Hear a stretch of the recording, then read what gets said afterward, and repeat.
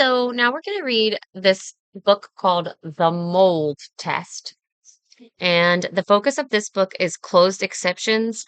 It also reviews all of our glued sounds, all, an, ing, ink, um, eind, ild, ost, old, and olt, which are the closed exceptions, those last five that I said.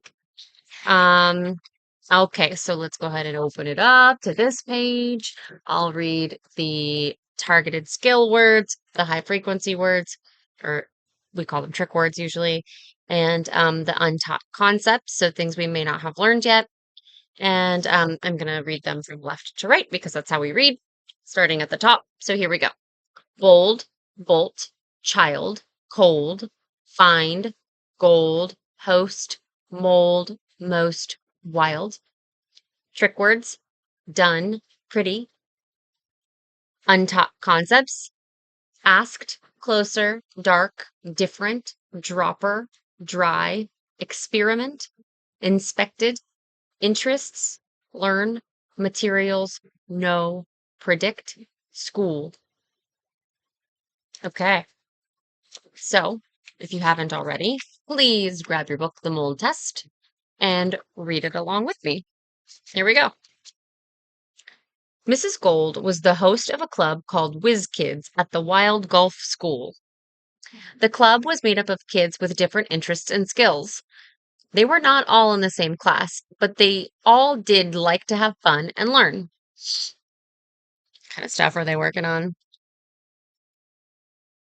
Science, gardening.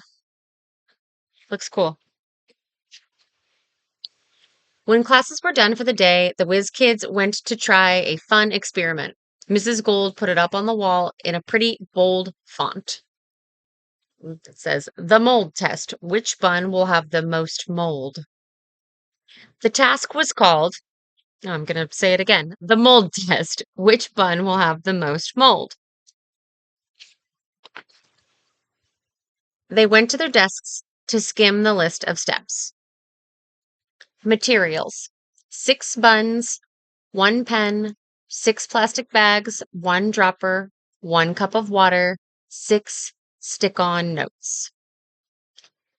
Steps: 1. Pick 6 stale buns. 2. Write on the stick-on notes, quote, dark and dry, dark and wet, cold and dry, cold and wet, hot and dry, and hot and wet. Stick notes to bags. 3. Put 1 bun in each bag. 4. Put 10 drops of water on the buns in the wet bag. 5. Put the dark bags in a bin and shut. 6. Chill the cold bags. 7. Put the hot dog bags on a shelf in the sun. I said hot dog bags. Put the hot bags on a shelf in the sun. My goodness. 8. Check back each day and take notes. 9. End the test on the 5th day. Share what you find. Mrs. Gold asked, "Which bun do you predict will have the most mold?" So she's asking them, when she asks them to predict, she asks them to make, it's kind of like a guess, except that they have some knowledge about what might happen based on how much moisture or water are in each of these bags. So it's an educated guess. It's a guess, but with previously learned information in your brain. One child lifted their hand. "I think it will be the hot bun with no water. When things get hot, they melt." Another child said, "I think it will be the wet and cold bun. It does not look crisp or fresh." In their notes, the Whiz Kids put what they expected the buns to look like on the last day. Each day, they would write down where the buns had mold and how much. On the 5th day, the kids did bolt down the hall to get to the lab. They inspected the bags, and most of the buns had some mold, but there was just one bun full of mold, Mrs. Gold said.